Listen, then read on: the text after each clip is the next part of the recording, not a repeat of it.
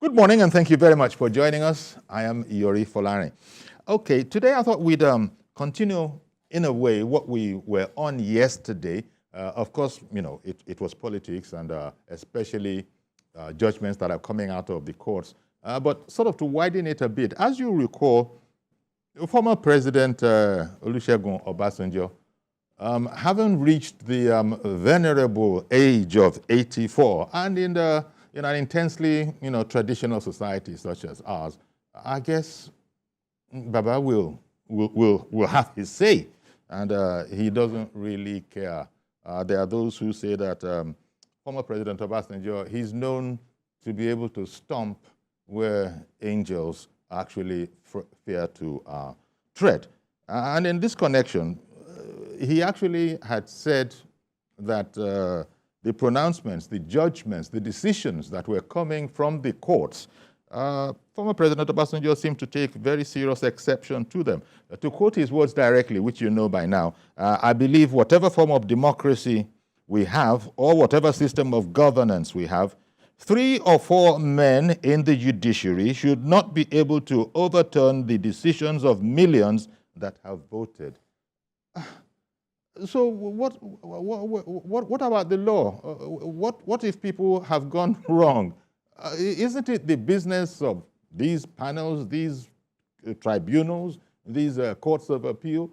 But as far as President Obasanjo is concerned, he sees it as, what was the interesting phrase he used?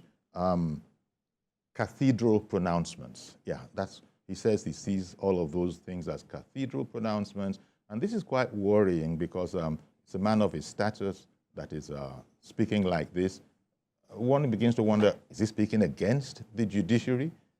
3 or 4 people called judges being able to, as it were, affect manifestly what has been done. Of course, there are those who are saying that what if it is a matter that things are not right, have not been done the way they should be done, and people take their differences, they take their litigation to the court systems, and then it must be pronounced upon. But I have a person who is much better than me in this matter. He's a legal practitioner, Chief Okoye Obono Obla, a legal practitioner, as I said, a writer, and an APC chieftain, and he joins us via Zoom. So a fine morning to you, Chief. Good morning. Yeah. Okay. So, I mean, I did my own little rant there because you don't need to be a lawyer to know that we're in very serious times if anybody of status, of significance, is actually complaining that 3 or 4, judges are able to pronounce. He's actually complaining not against the individual people, but that this power should be vested in them. He feels that this is not in order, and as you heard me say, he's even referred to, former President Obasanjo has said that very little more than cathedral pronouncements have been heard. Give me your view, because I know you spent some time on this, and you've seen the various ways in which we have been managing, as it were, let me use the word managing, with this very judicial system, for God knows how long. But now, former President Obasanjo sees it differently. Your perspective, please. Yes, but I am surprised because former President Obasanjo is a very intelligent person. He's an elder statesman, both nationally and internationally. And he has been part of the system, from 1971, when he was appointed Federal Commissioner for Works and Housing in the regime of General Yakubu Gowon. He was in that office from 1971 to 1975. When Gowon's regime was toppled by General Murtala Mohammed, he was appointed Chief of Staff Supreme Headquarters. That is the equivalent of today's Vice President. And thereafter, when General Murtala Mohammed was assassinated in February 1976, he was appointed Military Head of State and Commander-in-Chief. He was in office until 1st October 1979, when he handed over power to Alhaji Shehu Shagari, who was elected the first executive president of Nigeria. And in that year, there was a dispute over the elections between Chief Obafemi Awolowo and Alhaji Shehu Shagari. And there was a decree signed by General Olusegun Obasanjo as military head of state, empowering the Court of Appeal to hear disputes arising out of the 1979 general election. And that matter was heard from the Court of Appeal, to the Supreme Court. And the Supreme Court was able to settle that matter. So election tribunals are part of the conflict resolution mechanism in Nigeria. So it has been there for the past 50 years or 60 years. So I am surprised that former President Olusegun Obasanjo is making such pronouncement, because he came back in 1999. He was elected president of Nigeria, and the same decree was in place when Olufalaye challenged this election before the election tribunal. The matter went to the Supreme Court, and the Supreme Court heard that he was properly elected. He was in office from 1999 to 2007. And in all those years he was in power, that law was there. And you remember in 2006, the person who was elected governor of Anambra State was Dr. Chris Ngige. But his victory was challenged by Peter Obi, and the Supreme Court heard that it was Peter Obi who was validly elected. That was 2006. Obasanjo was in power. You should also remember that the former governor of Rivers State, Right Honorable Rotimi Amechi, he didn't contest any election. Okay, he lost out in the primaries of PDP for the ticket because the President Obasanjo insisted that he didn't want Rotimi Amechi. Rotimi Amechi went to court, despite the fact that he didn't contest the governorship elections in Rivers State. The Supreme Court removed Celeste Nomeya, who was elected in the election, and replaced him with Rotimi Amechi. So, and I remember also in my own state, from Cross River State, I was a counsel in the matter that led to the removal of Senator Neil Imoke in 2008. He was removed on the ground that his elections were not conducted in compliance with the Electoral Act and the Constitution. I also remember in Bayelsa State, the former Minister for Petroleum Resources State, Timi Priye Silva, his election as governor of Bayelsa State was also cancelled by the Court of Appeal, and the Court of Appeal ordered a fresh election.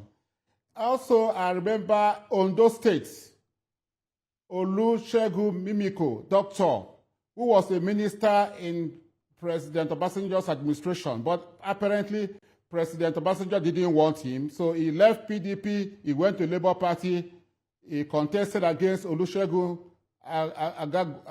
Agagu, yes. He lost. He felt he was a person who won the election. He went all the way to the Supreme Court. The Supreme Court removed Dr. Olusegun Agagu and replaced him with Dr. Mimiko. And there are other cases. But yeah, I know the innumerable. I beg your pardon. Hello. There are innumerable examples. Indeed, you are right, and many people will recall Yes. all of these copious examples that you are citing. But you sort of it also goes with it that when Obasanjo was president, it depended on how the decisions came down from the judiciary. He has been a beneficiary. And just like now, in some cases, one party has lost out, the other party has moved in and has taken advantage, just as you've been indicating. But the election season is over. The campaign season is over. And I don't know. I don't know what you think of the attitude. What is it about now? Because clearly, Yes, I am surprised. Yes, it's not. You just said that surprised. he is a statesman. He is a statesman, yeah. But I don't know the extent to which that this is why statesman-like. I am surprised and amazed that a person of his standing, both nationally and internationally, will make that kind of obnoxious call or statement when these matters are still pending in the Court of Appeal and the Supreme Court. These matters have not ended. I have even read that the Governor Abba Kabir Yusuf of Kano State, who was removed by the Court of Appeal, has indicated interest, in going to the Supreme Court. Also, Zamfara governor has indicated interest, or actually filed. All of them have filed challenges to the judgments of the various Court of Appeals. Why would somebody of the international exposure or standing of former President Obasanjo make, a very, very obnoxious statement against the judiciary? I think it is intentional. It is calculated to intimidate the judiciary. And I see that remark as contemptuous and disdainful of the judiciary. And it's against the principle of sub judice. Sub judice means that when the matter is in court, nobody is supposed to talk about that matter in a manner to prejudice the hearing of that matter. So that statement by former President Obasanjo is calculated to undermine the rule of law. It's also calculated to instigate Nigerians against the judiciary. Also calculated maybe to bring down this government. Yes. Well, let's not go too far. Let's not go too far. In fact, what I think we should do. Sorry, I don't know if you can hear me. Let's not go too far. We've opened the phones now, so you can actually viewers can call in on this whole matter as you are speaking, because it'll be interesting to have the perspective. You said all these things right. That it does seem that any way you look at it, that's not where you expect this kind of thing to come from. Not from a former president who is supposed to be a custodian of rule of law. Exactly. Here we are. When the president was out of the country, he was talking about the rule of law being alive and well in Nigeria and all of that. Now you have this kind of a discordant tune coming in from a person who necessarily has to be respected. He was a former president of Nigeria, but there's a sense a lot of people might feel that Obasanjo using his 84 years. It is a very venerable age. And traditionally here, you don't speak anyhow to elders that have crossed the 4-score mark, even sometimes before. So let's hear it from home. Good morning, Mr. George. Good morning, Uncle Yori, and good morning to your guests. Yes. Yes, Uncle Yori, elders are supposed to be respected, but the elders must respect themselves first, because it is said that respect is reciprocal. You do not expect to receive what you did not give. The outburst of OBJ is comparable to a bad workman blaming his tools. The democracy that he has turned around to condemn now in Africa is not the same democracy that British people that colonized us are practicing, and all the other developed worlds are practicing. So why is it different? He wants an African type, because I watched the video of that meeting that they did in Abeokuta, and I saw at his presidential library.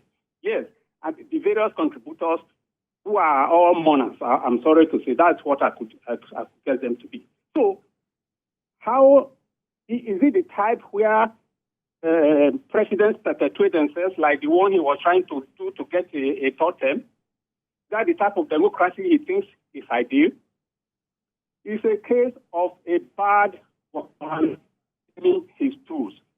President Obasanjo is like the speaker has already enumerated, is one of the beneficiaries of democracy in this country.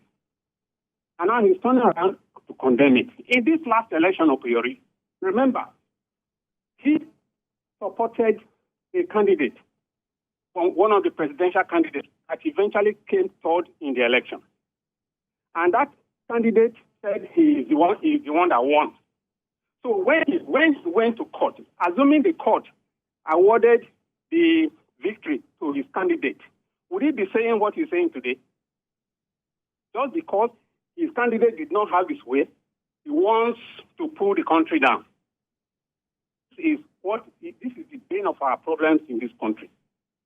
It's either the politician has his way or Nigeria comes down. We can't allow it. I do not see any reason why a person of Obasanjo's status will come on air on a matter that is pending in the Nigerian courts to be pronouncing his own judgment before the courts pronounce their own. And I also want to, can you hear me? Yes, we can hear you. I also want to appeal to Mr. President. I'm saying it for the third or fourth time on your station, that he is too lenient for offenders of our systems in this country. When people think they can get away with anything, they do anything. If what I'm hearing from the stealers is anything to go by, these people who want to have their way at all costs, the next thing they may plan now is to organize a coup. Are we going to wait until until that happens before the president takes some steps? All right. Some losers of the election came to pronounce that he must not be sworn in. A winner of election is to be sworn in. You, the loser, say he must not be sworn in. And you are going to a television station in Nigeria to be making statements that can burn the country down, and nothing is happening to that TV station. All right. What kind of lenient disposition is this? Okay, Mr. George, thank you very much for calling in. There you have it, Chief Okoye Obono Obla. This last point that Mr. George in Ikeja made, I suppose people have to be reticent because it is a democracy. There is, it implies freedom of speech. Of course, you can't just be speaking anyhow, but I suppose the attitude of the government, because just like Mr. George said, he has called in and other people have called in to say that, look, are people not being too lenient? Well, I don't know. They probably know the cutoff mark. Those who are watching, yes, and they don't want to jump. They don't want to jump the gun. There are things that are said that might not be satisfactory, but still, it might fall within that purview of freedom of speech. Not that everything you say must be liked. So I suppose there's a fine line between the military clampdown and the civilian democratic norms. But give me your opinion on that. Yes, I don't agree. I agree with what Mr. George, totally. What he said, his assertion was excellent. But I think there is a limit to the constitutional right of freedom of speech. The limits are well known. You don't libel anybody, you don't slander anybody, you don't make inflammatory statements. You don't incite against. Bring down the country or bring down the government or cast aspersion on the president of the country or any constituted authority. So when you begin to incite the public against a branch of government, the judicial branch of government, and also even the executive branch of government, because when you are calling for, a subtle, call or that people should not obey the judiciary, or you don't have confidence in the judiciary, you don't have confidence in the rule of law, then you are calling for anarchy. You are calling for extra constitutional methods for people to take laws into their hands and topple the system. It's unacceptable. He also was inciting against the ruling then party. you have exceeded the limits, the boundary of the right to freedom of speech. Let me just give you an example. Currently, the former president of the United States of America, Donald Trump, is facing court trial, several court trials. One of them is the statements he made when he was in office, denying the election of President Joe Biden. And they say it is unacceptable under American Constitution. It's an insurrection. Indeed. Insurrection. Talking of which, you want to I beg your pardon. The order. I beg your pardon, Chief. I'm so sorry to interrupt you, Chief, but yes, as you were speaking, you were citing that example. I have Wale calling in from Houston in America. Good morning, Wale in Houston. Good morning, Uncle Yomi. Good morning, sir. Thank you for calling in. Yeah, I totally agree with what Mr. George that just called in a few minutes ago said. And also, we have to look at a senior lawyer in the Nigerian society make a statement on air saying a ballot paper that was not signed and stamped by INEC, the court supposed to let such a ballot to stand, all because the party that the Hello? Yes, we still have the connection. Carry on, please. Okay, good. So, if a respectable lawyer, a senior stand in Nigeria, aligned with saying the court should let a ballot paper that was not signed by INEC or stamped by INEC to let such a vote count. What are you telling me? What are you telling Nigerians? They're all using all kind of way to incite Nigerians to bring this government down, all because your candidate did not win an election, or all because the other party were doing good more than the other party. That is uncalled for. That is uncalled for. And again, you will see all these social service, social whatever they call them, 98% of them are partisan. They will go on the media houses, inciting Nigerians towards the government, doing everything to bring this government down. You see what the man is doing, traveling around trying to do his best to make sure they bring Nigeria back to the track. But whenever they want to talk, you see, let me tell you something. I watched a program this morning on one of the media house, and I've been noticing this every time.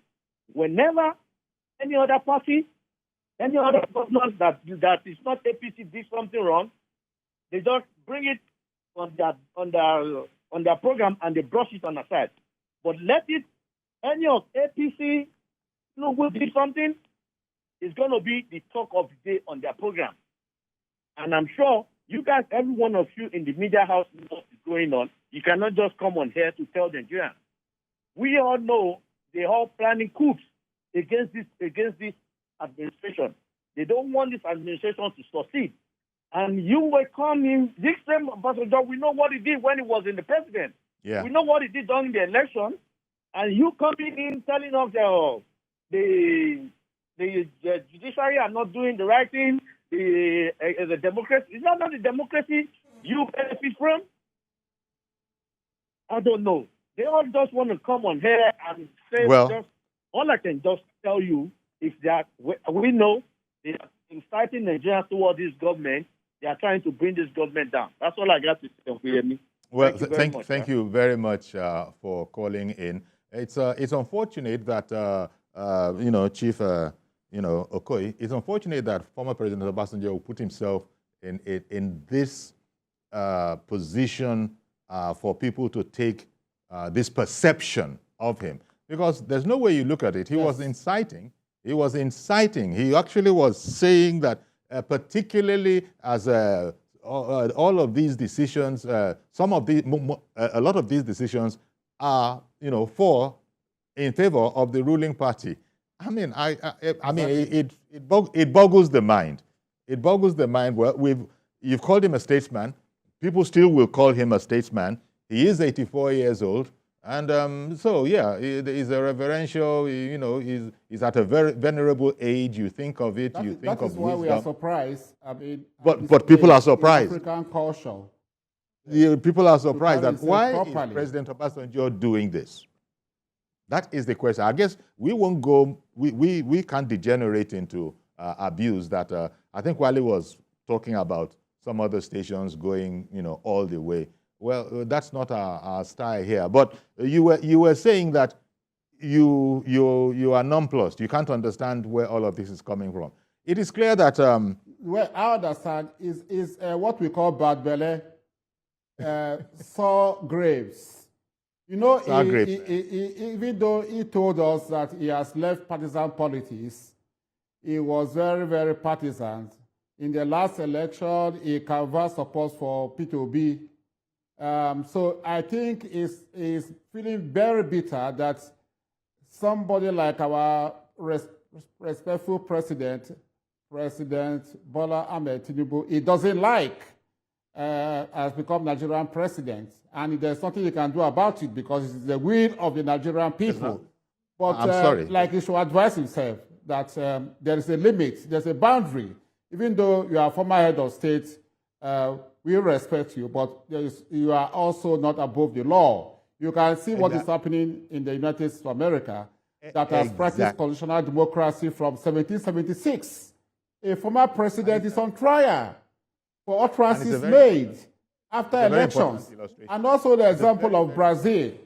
Former President Bolsonaro of Brazil is also having the same issues because after he lost the elections against Lulu, he mobilized his supporters to storm the Supreme Court. They wanted to take over power by force. Making. So we should watch out for there is nobody who is above the law. Who are so bitter that they cannot reconcile themselves to the fact that President Bola Ahmed Tinubu is the president of the Federal Republic of Nigeria. Well, it might well be that all the appropriate agencies, I don't think we can hear each other. All the appropriate agencies, whether it is NSA, whether it is security, all of them no doubt are watching all of this. And most right-minded people are thinking that the former president, respected as he is skating on thin ice the way all of this is carrying on, even though nobody is going to broach anybody's rights to freedom of speech. But this must be very thin ice where you are inciting against the ruling party and by extension, the government of the day.